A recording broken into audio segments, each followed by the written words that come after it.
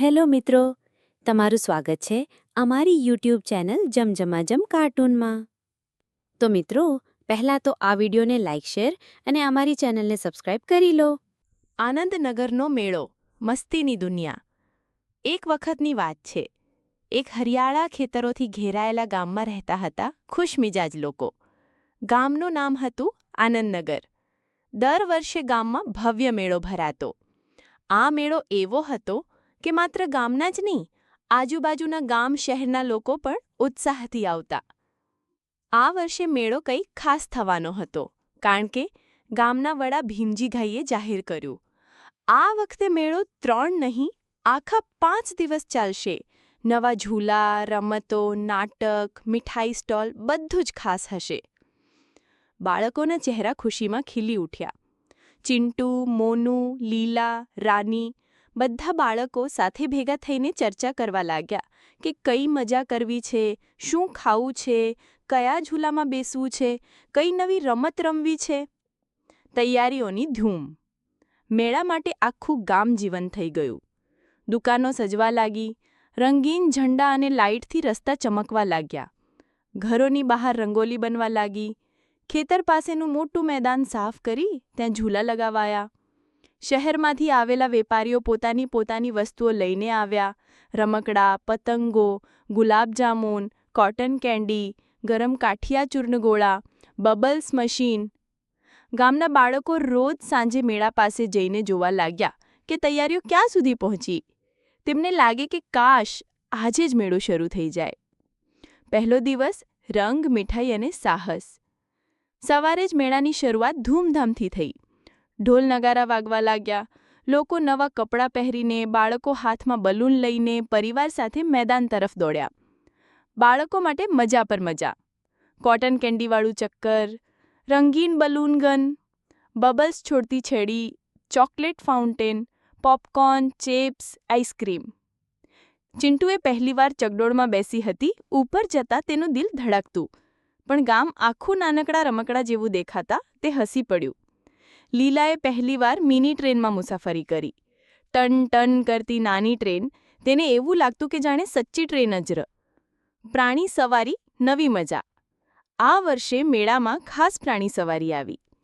હાથીની પીઠ પર બેસીને ગામના લોકો મજા માણવા લાગ્યા. ઘોડાની દોડ જોવા બાળકો તાળીયા પાડી ખુશ થયા.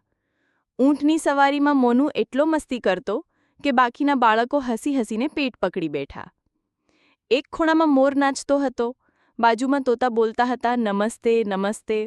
બાળકોના ચહેરા તેજસ્વી થઈ ગયા. તેમને લાગતું જાણે કોઈ જાદુઈ દુનિયામાં આવી ગયા હોય. નાટક, જાદુ અને હાસ્ય. સાંજે મેળામાં મંચ પર નાટક શરૂ થતું. આ વખતે સ્કૂલના બાળકોએ નાટક રજૂ કર્યું, સાચો મિત્ર કોણ? હાસ્યથી ભરપૂર નાટકમાં વાંદરો, સસલું, હરણ, હાથી બધા પાત્રો હતા. બાળકો હસી પડ્યા, ક્યારેક તાળીઓ પાડી ખુશી વ્યક્ત કરી.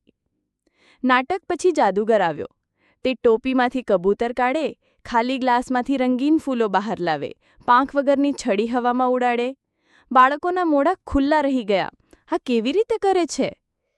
રમતો અને ઇનામ. મેળામાં રમતો હતી રીંગ ફેંકીને બોટલ પકડવી, બલૂન તોડવાની ગન, આંખ બંધ કરી મટકી ફોડવી, સાંકડી દોડ, લીમડો ચમચી દોડ, પતંગ સ્પર્ધા. ચિંટુએ રીંગ ફેંકીને મોટી બિસ્કિટનો ડબ્બો જીત્યો. રાનીને બલૂન ગનમાંથી ઇનામમાં નાની ગુડિયા મળી. લીલાએ પતંગ ઉડાડીને પહેલું સ્થાન મેળવ્યું. તેને સુંદર લાકડાનું ટ્રક મળ્યું. મિત્રતા અને સહકાર. મેળામાં ફક્ત મજા જ નહોતી, પણ ગામના લોકો એકબીજા સાથે મળીને કામ કરતા હતા. કોઈ દુકાનવાળાને મદદ કરતો, કોઈ પાણી પાવતો, કોઈ ખોવાયેલા બાળકોને તેમના માતા પિતા સુધી પહોંચાડતો. એકવાર નાનકડું બાળક રમકડા ખરીદતા ખરીદતા પોતાની મમ્મી પપ્પાથી ખોવાઈ ગયું.